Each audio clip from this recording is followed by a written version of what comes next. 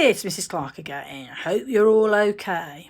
Now, today all I'm going to do is read a really brilliant story. It's called Mission Possible. At the end of it, what you will have to do is I will be asking you what you think of the story, and there'll be a quiz on things relating to the story. Okay, here we go. If you can print it off and follow or look on your screen, that's brilliant. Right? And hopefully I can make it move down while I'm reading. So it says, meet Pete and Polly. Right. Have you ever wanted to go on an adventure? Have you ever wanted to be a spy? Well, this story is all about two twins, should be twins, that have a special secret.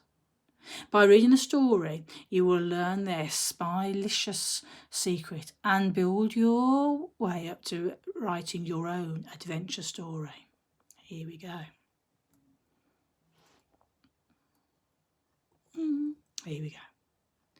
Pete and Polly were completely ordinary, totally normal and utterly boring twins.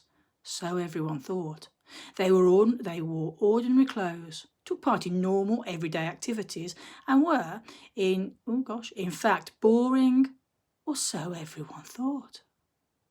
You see, Pete and Polly Powers had a secret. It wasn't an ordinary, normal, or boring secret. And it was a secret that lived just between them and you in a moment if you keep reading. Not even their teachers, parents or scout leader knew about their secret. No one until now.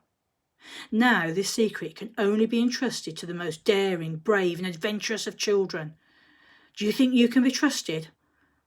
Hopefully you're nodding your heads. Okay then, well, here we go.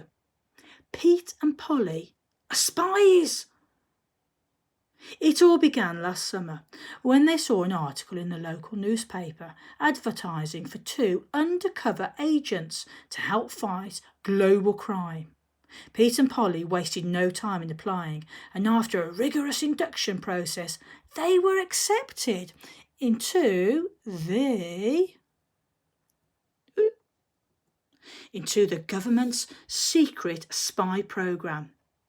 Their assignments had involved the most daring of adventures, like rescuing the Prime Minister from a sudden volcanic eruption and preventing the kidnap of the Queen's corgis from Buckingham Palace.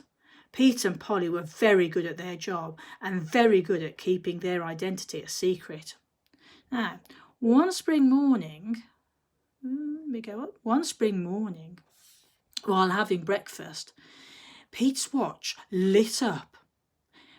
It was a message from the government's top chief of security, Cecil Secret, and it read: Background.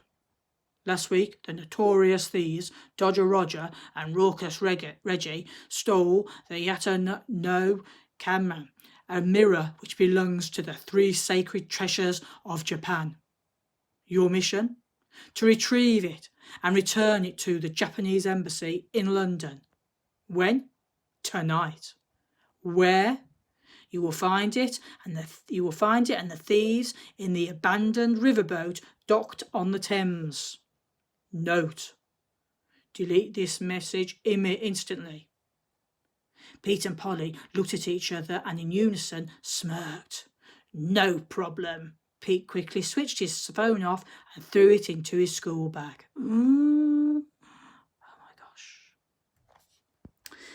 The day soon passed, and at precisely midnight, the sharp shrill of an alarm woke the twins. Instantly, they jumped out of bed, grabbed their spy bags and flew down the stairs, closing the front door quietly behind them so as not to wake anyone else. 10 minutes later, they found themselves at the edge of the Thames, staring at the abandoned riverboat.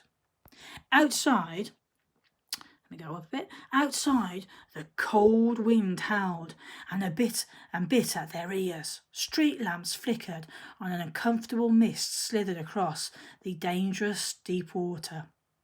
Inside the boat, Pete and Polly saw the silhouette of two large men sitting hunched across a table from one another. with the only light coming from an old oil lantern. They seemed to be arguing. With hearts pounding and hands trembling, Pete and Polly snuck into the boat and hid behind the broken door. On the table, they could see the Emperor's mirror. "What now?" Pete asked in trepidation. "You distract them and I'll grab the mirror," replied Polly confidently. They both nodded. They knew what they had to do. Without hesitation, Pete dropped a small green capsule which filled the boat with a fine green mist. At the same time, Polly ran towards a table where the men sat, grabbed the mirror, flung it into a rucksack, and then they both sprinted back up onto the deck. Suddenly, coming from the cabin, they heard the unmistakable sound of fast-paced, heavy footsteps and loud, angry voices.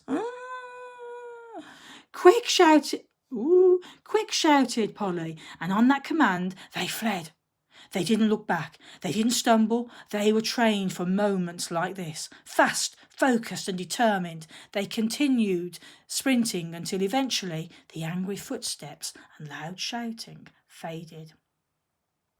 On the way to school the next morning, Polly and Pete made a small detour to a beautiful Victorian building in Piccadilly, Mayfair, that had a large Japanese flag blowing gently in the breeze.